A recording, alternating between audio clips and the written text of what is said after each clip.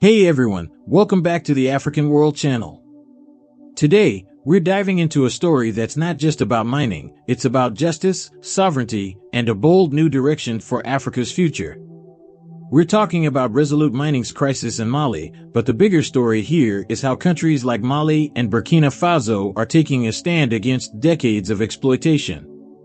For too long, Africa's vast natural resources, gold, diamonds, oil, and more, have enriched foreign corporations while leaving local communities in poverty. But now, things are changing. Let's dive into why this is happening, what's at stake, and why it's worth celebrating Mali's bold move to take back control. Before we continue, don't forget to like, subscribe, and share. Let's get back to it. Here's the latest. On November 11th, 3 executives from Resolute Mining, a company listed in Australia and the UK stock market, were detained in Mali. This wasn't random. They were in Bamako to negotiate with the government over claims of unpaid taxes totaling $162 million. That's not pocket change. According to Mali, these claims arose during a sector-wide audit of mining companies operating in the country. But here's the twist. Resolute says it has followed all processes and provided detailed responses. Yet, the government detained its top executives anyway. This isn't the first time Mali has done something like this. Just a few months ago, Barrick Gold, one of the world's biggest mining companies, faced a similar crisis when Mali demanded over $500 million in unpaid taxes and detained local employees. What's clear is that Mali's government isn't backing down. And honestly, maybe they shouldn't. Because this isn't just about taxes, it's about reclaiming what rightfully belongs to Mali and its people.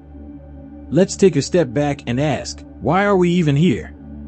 Why is it that countries like Mali and Burkina Faso, rich in gold, oil, and other valuable resources, are still among the poorest in the world?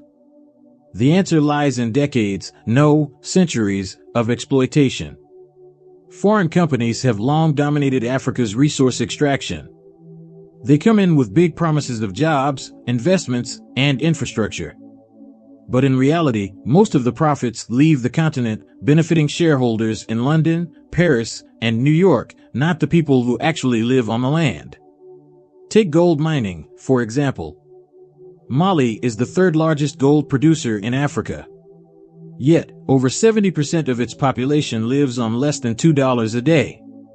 How is that possible when billions of dollars worth of gold are mined every year? It's because foreign companies often negotiate lopsided deals that give them massive tax breaks and allow profits to flow out of the country.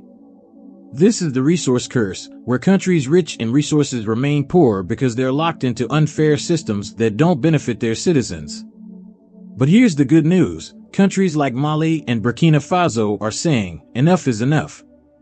They're rewriting the rules of the game. Mali's government is demanding fairer deals, and while their approach, like detaining executives, may seem extreme, the principle behind it is solid. Burkina Faso, under President Ibrahim Traoré, is taking similar steps. Traoré has been vocal about ensuring that Burkina Faso's resources directly benefit its people. He's been clear that foreign companies need to play by new rules, rules that prioritize local ownership and national development over foreign profits.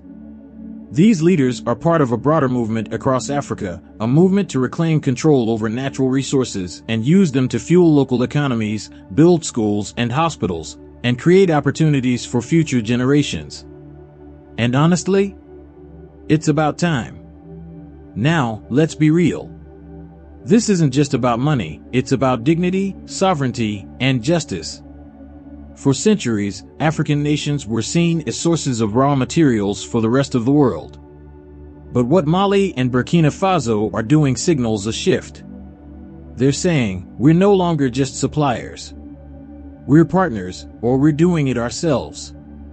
And this matters for all of Africa. If Mali succeeds in renegotiating these mining deals, it sets a powerful precedent. Other countries could follow suit, forcing foreign corporations to operate more ethically and share more of the wealth they generate. Of course, there are risks. Foreign investors might pull out, and these countries could face economic backlash in the short term. But the long-term benefits, greater economic independence, stronger local industries, and improved public services could far outweigh those risks. The immediate fallout for Resolute has been harsh. Their stock has plummeted by over 39%, and trading has been suspended on the Australian Stock Exchange. But this isn't just about Resolute. The entire mining industry is watching. If more African countries follow Mali and Burkina Faso's lead, foreign corporations will have to rethink how they operate.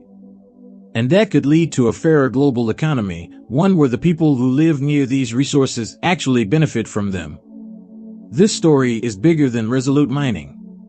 It's about Africa rewriting its story, one where its people are the true beneficiaries of its wealth. What Mali and Burkina Faso are doing isn't just bold, it's necessary.